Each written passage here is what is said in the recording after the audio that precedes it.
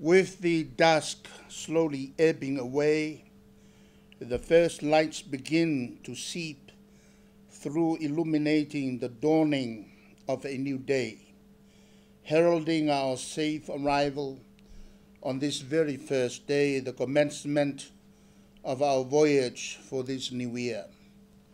As most fitting, with grateful hearts, we must offer back to God all the glory and honor due to him for his gracious love that has sheltered Samoa and protected its leaders.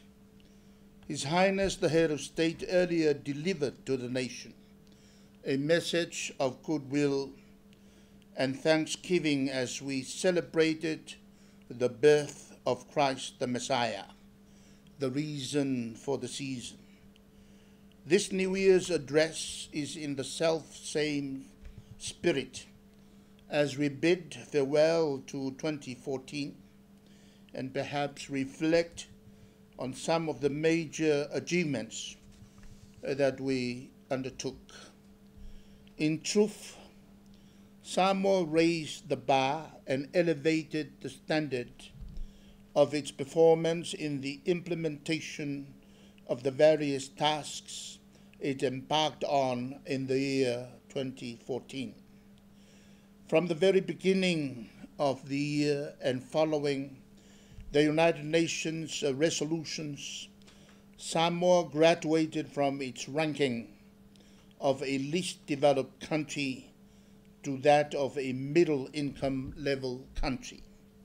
For the past 52 years, we had strived and labored persistently in our various endeavors, but it was the tourism industry that contributed largely to the change in our economic status.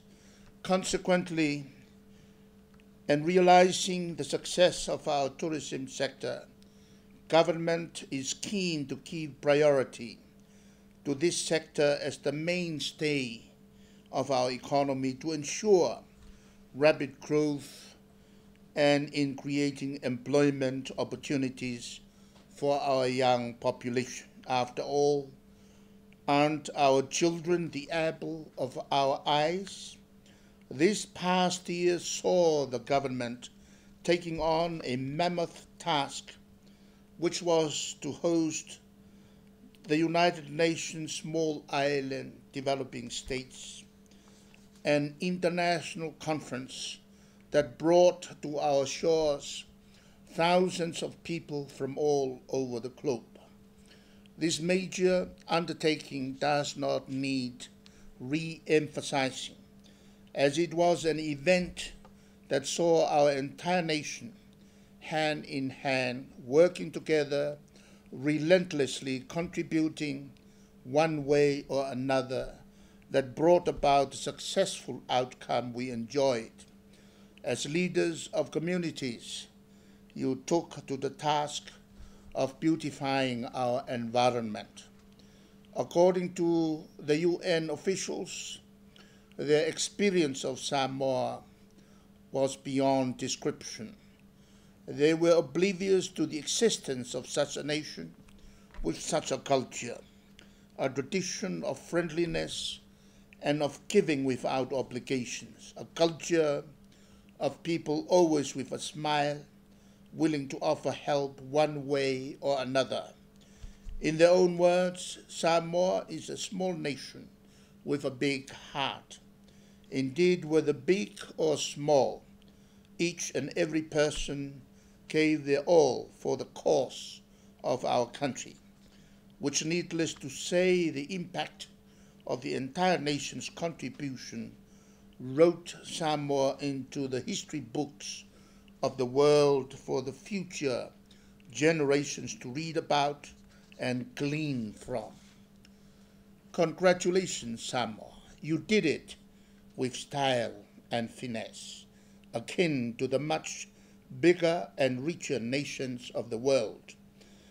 Allow me to take this opportunity to express my utmost gratitude to the entire country, the old and the young alike, for all the endeavors and undertakings of the past year, whether it be in the government, the business and private sector, the various enterprises and industries, the communities, individual villages, and even in the homes.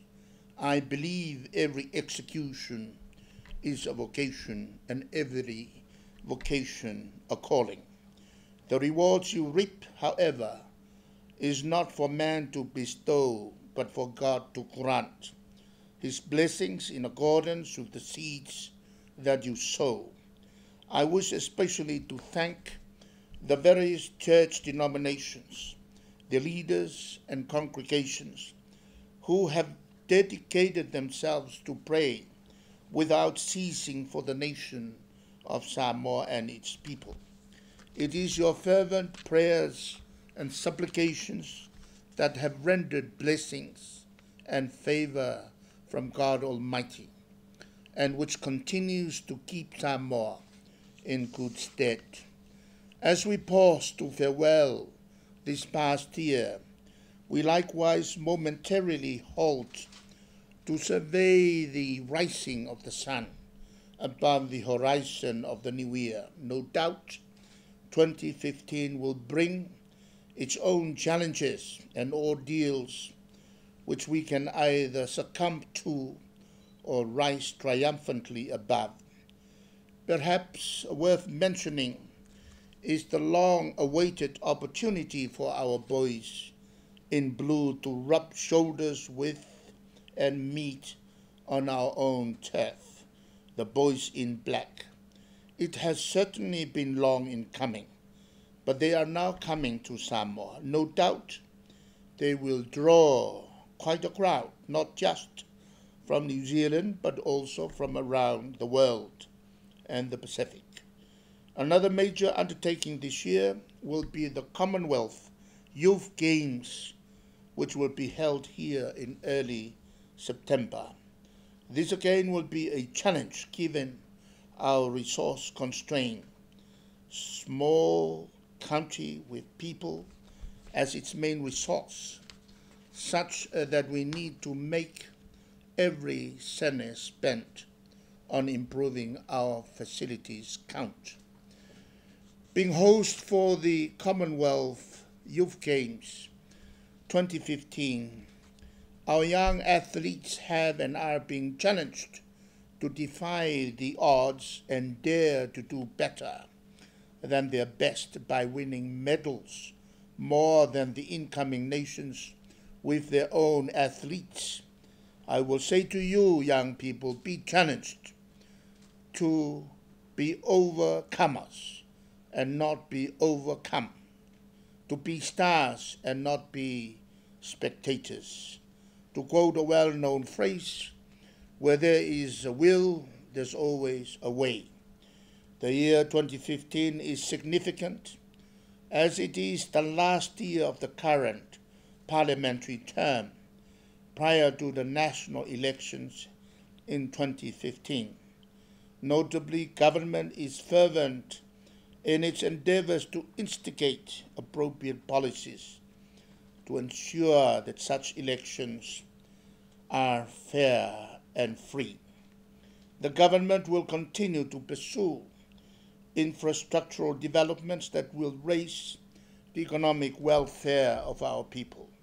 A major boost in our visitor industry is envisaged when the upgrading of our airport terminal, starting soon, is completed.